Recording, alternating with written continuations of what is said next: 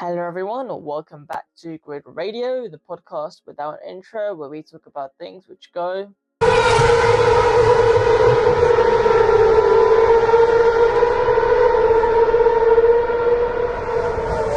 I'm your host Nehan, and I'm pleased to bring you another episode of Sidepod, where I will cover the latest news from the most premier motorsport championships. Starting off this week, we have the IMSA WeatherTech series with the Chevrolet Grand Prix at CMTP in Ontario, Canada. I did make a mistake in last week's Sidepod where I said the GTP class would be present. However, that was not the case and I was mistaken. Apologies for that, guys. But we did see some prototype racing with the LMP2 class.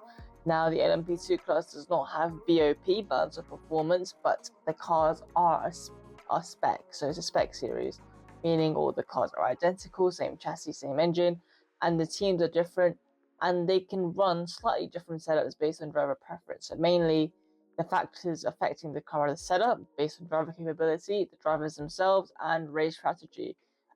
This leads to more closer racing and kind of showcases the talent of the drivers more, especially, it's a breeding ground for future GTP drivers.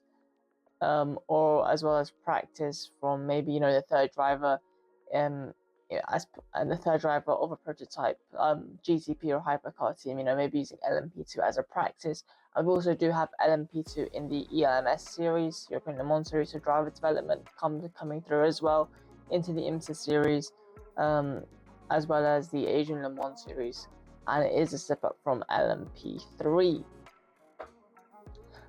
So we saw at the race start former J-Hub founder PJ Hyatt with a sensational start. And the interesting thing to see throughout the restarts that weekend, especially after the full course yellows, is that the leading car always pulled away much quicker. I don't know whether that's to do with the clean air and kind of like the aerodynamics of the car, because obviously these cars have absolutely massive diffusers and following dirty can be quite difficult. So I'm not sure, it seemed quite consistent, the pull away. I'm not sure if that was just because of the corner or the way the restart happened, but I would be curious to see if it was the dirty air. And, not too long into the race, we did see an LMP2 car kind of go sideways, which was, I believe, the number 8 LMP2 car, just kind of losing the rear a bit and just sliding off the track. And then there was also a collision between a Lamborghini and Ferrari, in the GTD class, where they kind of spinning the GTD Pro class, where we saw Vista AF Corsa's Ferrari spin around, and it was the number 8 Tower, driven by John Fano, LMP2 car, which spun. It just seemed to, have taken in too sharply. The number 99 AO racing car was right behind it, but there appeared to be no contact. So that was interesting to see. And we also did see a multi-car pileup involving a yellow Corvette and 3 LMP2 cars, which brought out, I believe, another full course yellow. So there was a lot of racing incidents, to say the least, and it involved the number 4 CrowdStrike, number 73, and another LMP2 car, the number 74 LMP2 car, as well as a Corvette. Sorry, a Ferrari, not a Corvette, as well as a Ferrari. And that was, that really shook up the order as well, and some of these guys were in podium contention. However, with the full course yellows throughout the race, some of these cars were able to kind of claw their way back up the grid. Now, approaching the end of the race, it was the number 43 Inter Europol car in the lead, and 99 AF Spike the Dragon car in second. However, the Inter Europol car experienced what appeared to be a suspension failure, and that sent the car thundering towards the tire wall. And I'm just happy that Dillman was okay. However, Cameron was able to bring the 99 fan favourite Spike the Dragon car over the line. It's been quite a strong season for the number 99 car. Podium finish at Le Mans for Pro-Am class, and now also it's made an IMSA win despite so many strong performances in across the season. It was very, very much well deserved. And we saw another Lamborghini win. They were extremely strong at the 24 Hours of Spa, and their kind of performance continued to show with the number 45 Lamborghini GTD class coming in first. And then we had a Mercedes AMG 57 with Ellis at the helm coming in second. It was disappointment for him at 24 Hours of Spa, but Ellis, was able to fight back. And we had the number 81 AF Corsa Ferrari come in first in the GTD Pro class. And the podium was topped up by Lauren Heinrich in the 77 Porsche, which I believe was Rexy. So, quite a successful weekend for the AO Racing team. Now, moving away from IMSA, we move over to the World Endurance Championship, where we had the 6 hours of Sao Paulo at the Interlagos circuit. It was a Caddy 1-2 in qualifying. However, the Cadillac in P2 was dropped down a place at the race start, and instead it was the number 5 Porsche Penske car which was able to take the second spot on the front row of the grid. And Cadillac seem to have continued their strong qualifying performance from Le Mans, even though the BOP was different. So that's interesting to see, and kind of also shows credit to Hertz team Jota. That they're able to display consistency. Sorry, it was number 6 Porsche Penske. It was number 5 Porsche Penske, which was in second. And then we did see kind of a repeat of Le Mans, where the number 5 Porsche Penske was able to cut in front of both Cadillacs. And I don't know if that's just how good the Porsches are at warming up their tyres or what it is. It was firstly really good to see Porsches back at the front of the WEC grid. And it was also kind of sad to see the Ferraris and Alpines down at the back, as well as the number 7 Toyota Gazoo racing car. And the number 8 was also quite behind and not really in contention with the BOP that were handed. And this is what confused me, is that BOPs that we seem to get quite drastic changes in the field, whereas I think the qualifying difference shouldn't be as big as it is. You can clearly see there's quite a big difference of 1 lap pace, and with BOP trying to make it as close as possible, I think the difference is still quite big, even though it's kind of a relatively new system. I kind of want to see how the FIA and the WEC series gather around, and also the same issue in IMSA. So the Porsches were extremely strong at the beginning of the season, and now they're just sitting ducks waiting to be overtaken. Obviously, it forces a lot more strategy, but also as a driver it must be mentally terrible, and also as a fan supporting one team are just what's the point? So I kind of think, especially if you want to keep fan engagement, you also want to allow a bit more development, and maybe having a cycle that every 2 races you're allowed a performance upgrade or something different. Obviously, the World Endurance Championship does not have as many rounds as Formula 1, so you don't have as much time for development cycles, etc., and as well as to adjust the BOP, especially with Le Mans, which is just a fully homologated race. So it's difficult, I understand, but also as a racing fan, it just pains me to kind of see Ferrari struggling so bad. And it basically becomes, how strong of a car can you bring at the beginning of the season? How far ahead, how much of a jump start can you get? Then everyone else is playing catch up, which I don't think should be the point of a season, in my opinion. I think it should be consistent racing where it's close quarters. Now you've dropped the Ferraris back down, and the Alpines back down, two teams which were like, at the front. Yes, BOP has worked in that sense, but also it's not delivering good racing still. So like, what do you do? But it was good to see that the other French band Peugeot were back fighting at the top, and obviously BMW were still quite strong with the number 20. And the best Ferrari actually was again the Le Mans winning number 83 AF Corsa Ferrari, which was the custom entry rather than the manufacturer entry, and both 50 and 51 cars a while back. So it was just interesting to see. But again, Julian Allauer did do a great job, to get ahead of the caddies and kind of maintain that lead. And for the LMGT3 class,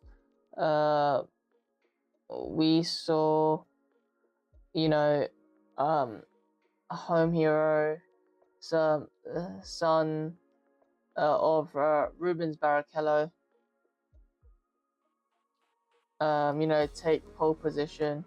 Eduardo Barrichello take pole position in the Aston Martin number 10 car, so must have been a great feeling for him, and obviously Rubens Barrichello, an extremely successful driver himself, must have been so proud as a father to see his son do so well, and ended up coming P3 after an exceptional battle with the Iron Dames and Michelle Gatting in that Porsche 911 GT3 car, that distinct pink car.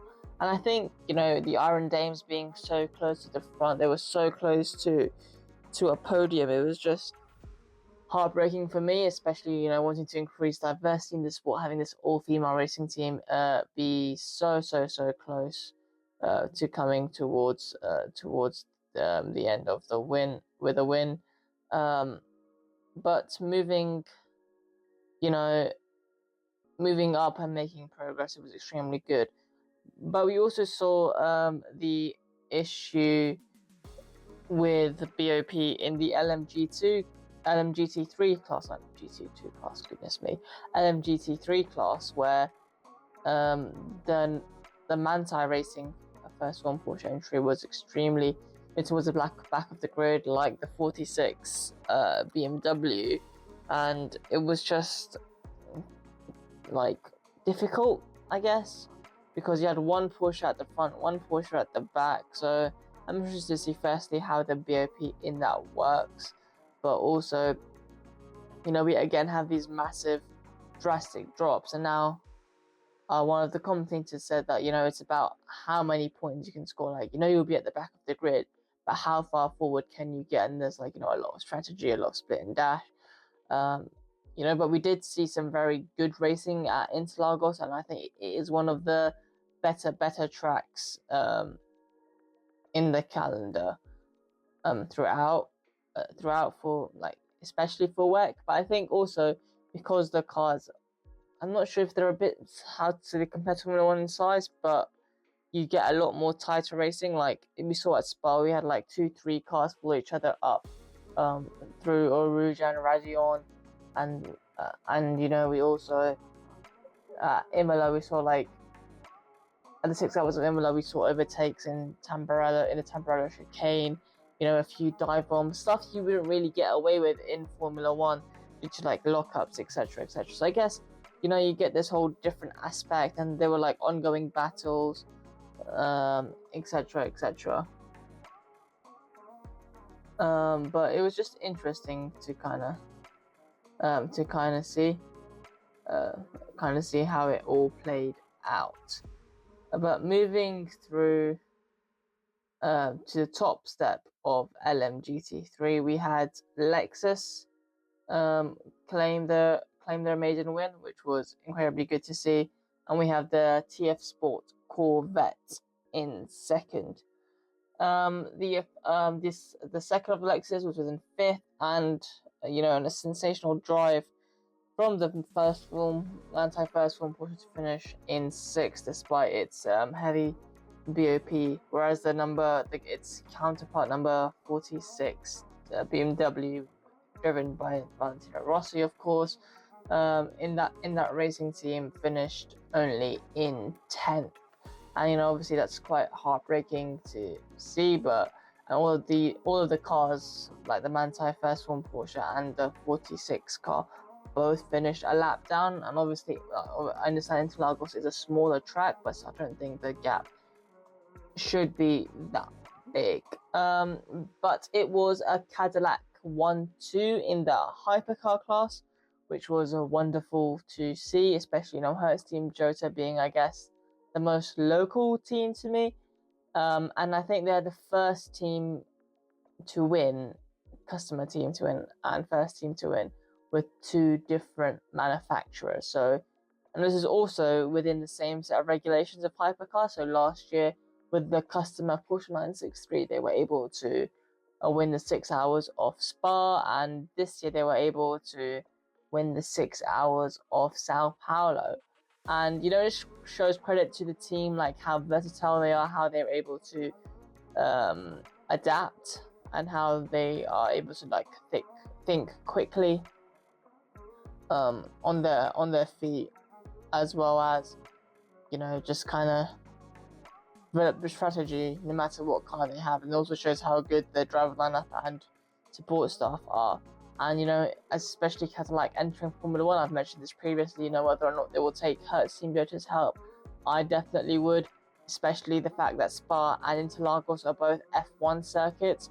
So I would take all the help you can get. And I will come back to this WEC and Formula One in link later on.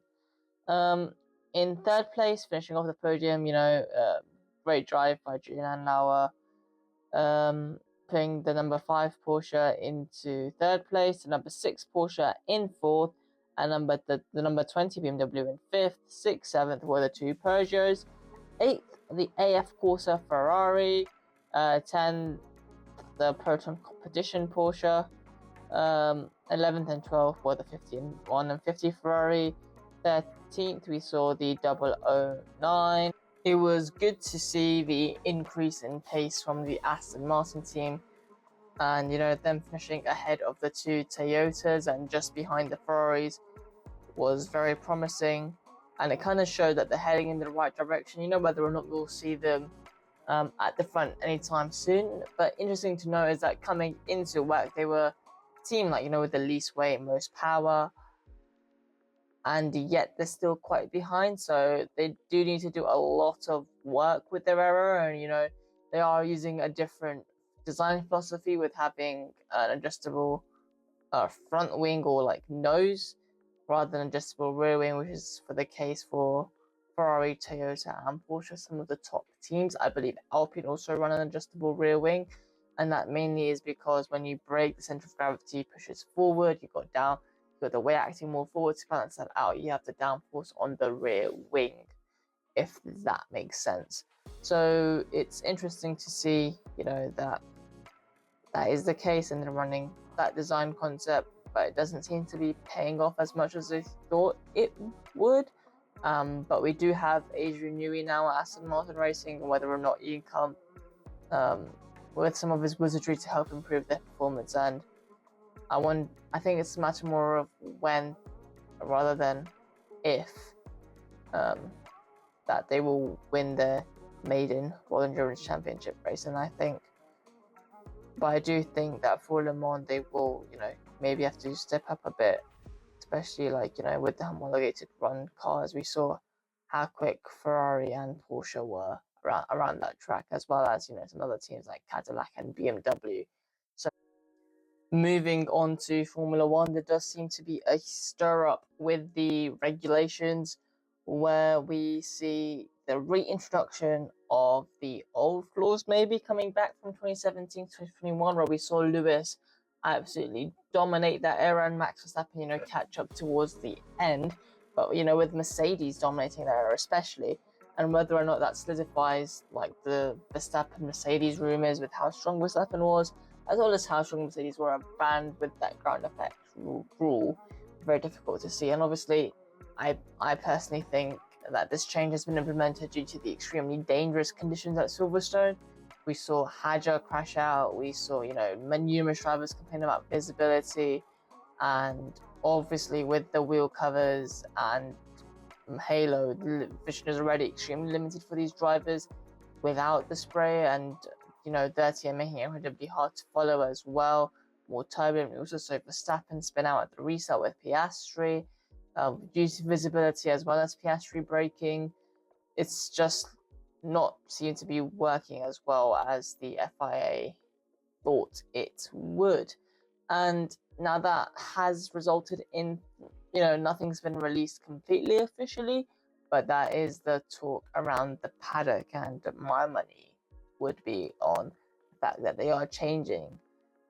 And that is good news. I believe, as a Ferrari fan, I'm hoping we had an extremely strong car in 2019, as well as we had an extremely strong car as well coming into this new set of regulations in Bahrain right at the beginning. We had the two Red Bulls DNF. Ferrari has extremely strong car, the season before, competing with McLaren's, but McLaren obviously blew everyone out of the water this year. But with Ferrari's emphasis on engine braking and active front aero, I think they're going to be a powerhouse to be reckoned with, as well as Mercedes. Obviously the other manufacturer who do have also a lot of experience with hybrid systems, and especially battery systems with their huge electrical range, whereas Ferrari does have some electrical experience with the Enzo and other hypercars they do produce. So it's going to be interesting to see how the two teams compare. What's intriguing is how much Formula One is going towards electric batteries in the next set of regulations. I think that is a major talking point. Obviously, that does help manufacturers who are pushing an EV agenda, like Audi having a Mazda e-tron line, Mercedes having their EQ line, like the EQB, EQE, etc. And I think Cadillac also does an electric line. So I'm not sure if it's for manufacturers, but Ferrari obviously don't. So I'm a bit confused with what's going on there, and obviously why it is. I mean, obviously it's better for the environment, people would argue, but you do have this, for example, in WEC, where they are running on fully sustainable fuel. So can Formula One not just copy kind of that agenda, or are they trying to be different and they push Formula E a bit more? So it's quite interesting to see how that will play out. But also it's interesting, obviously we had fueling banned in F1, yet we have refueling in the World Endurance Championship, and we do have the same strategies which we use in F1, whether how much we fill up the car with fuel. And obviously batteries will reduce that, because no matter how much you charge a battery, the weight does not change. But I wonder if you'll see a reintroduction of refueling in F1. I don't get, I understand why it was banned in F1 due to safety concerns, but if it seems to be working in the World Endurance Championship, surely we can have something or some sort of regulation or system which kind of throws a bit more strategy into it. And I think it will lead to a lot more closer racing, especially from the slower teams, fastest lap points, etc., etc.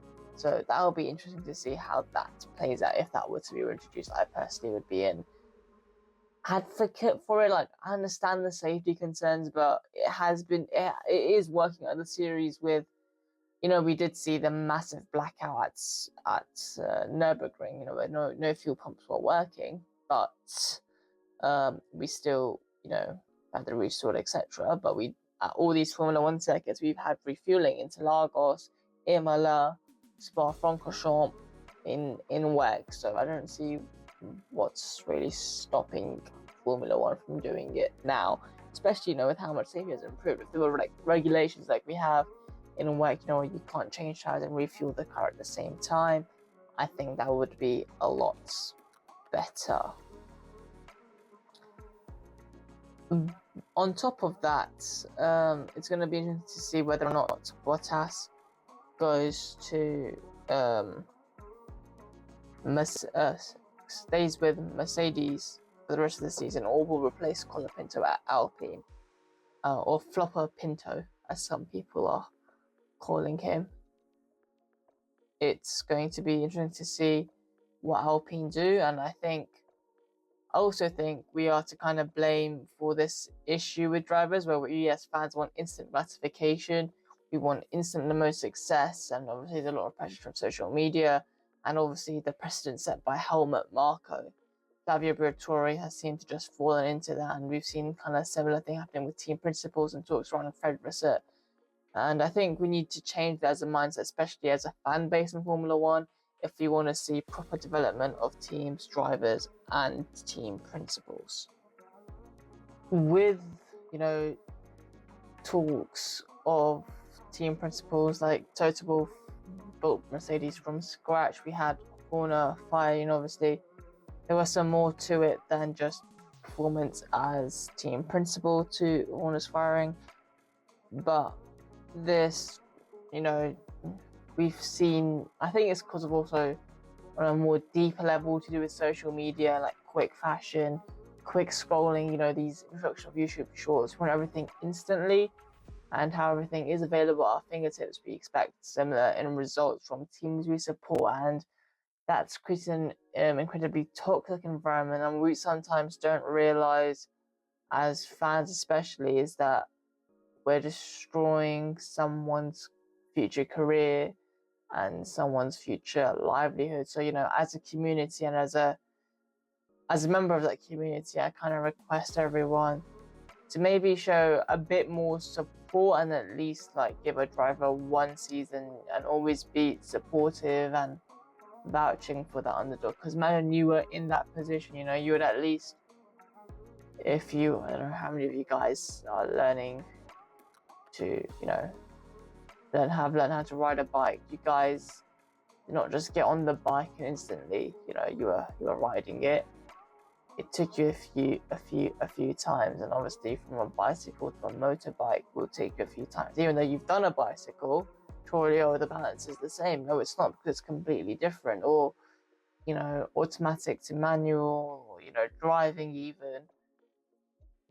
Yes, you can drive a go-kart, but to drive a car is very different, and obviously racing is very different. There's obviously performance gaps, etc., etc. But speaking of performance, it is very good to see the Saubers doing so well, and obviously with Audi coming to the equation next year, we see a Hulkenberg win even, and Bortoleto, Brazilian driver, doing extremely well.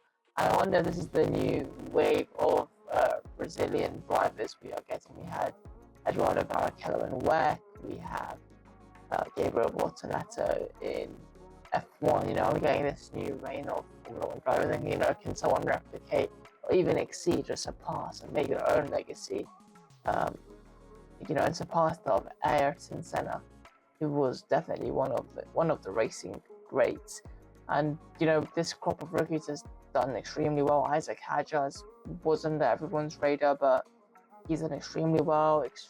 I think he just needs to improve his wet driving a little bit, but that is the same for Charles Leclerc, who's been there for so many seasons and still literally can't quite get to grips with the wet, no pun intended. But obviously it will take time for Hadjar to develop those skills. Lawson has done quite well. He can show he can drive as a teammate. But yeah, and also the thing is, I think we do have the feeder series of Formula 2, and we have more teams entering the World Endurance Championship, etc. This does give Formula 1 drivers, or Formula 2 drivers, chances to progress their racing careers by winning events like Daytona and Le Mans, as well as increasing their chances of F1, and obviously also being mentored by Formula 1 drivers like Kevin Magnussen, or Robert Kubica, Antonio Giovinazzi, etc., etc. Those are just to name a few, and it can be extremely helpful. We had, I believe, Jamie Chadwick being was being mentored in the LMP2, and maybe she'll be racing for Genesis Magma Racing next year at Le Mans in a hypercar, with a real chance to actually win the whole thing outright as a female driver. And I think that will definitely boost her chances into maybe of even getting Formula 1, being the first female driver in Formula 1. We had the W Series, and obviously that collapsed, and she did exceptionally well in that as well. So, I think racing has been increasing as a community, been increasing, but also need to be more supportive. But one point on Audi is that currently they don't have a team in the World Endurance Championship either, or a hypercar at all in GTP in the IMSA series as well. So they are going to be completely blindsided. Yes, they have the Audi R8, which has competed at a few LMGT3 or GT3 class events, as you call them, like 12 Hours of Bathurst, Nürburgring, etc. 24 Hours of Nürburgring, 24 Hours of Spa, but they don't have a hypercar, and those hypercars have a lot of Formula One technology. So it's going to be interesting to see where they're getting the development information from. Is it just from Sauber, or are they partnering maybe with another team? Or how it's going to work. I don't think they would partner with Mercedes or Ferrari or anyone else, because they want to create their own identity, especially coming in as a constructor, as a manufacturer constructor. Audi's own a massive car brand, but they are no noobs to racing. Having won 24 Hours of Le Mans multiple times, maybe who knows, they'll bring the next radical design. They've already made intentions of opening a headquarters in the UK, where the majority of automotive engineering talent seems to be, with I believe 7 of the 10 7 of the 11 F1 teams being based here, aside from Cadillac, has Ferrari and Alpine. I believe everyone else is based here in the UK. So yeah, it's going to be interesting to see that. But if you have enjoyed this little rant of mine and this late night, well, I am recording this late at night on a Sunday conversation, please do like and subscribe for more content, and hopefully next weekend I will be covering my reaction to the 24 hours,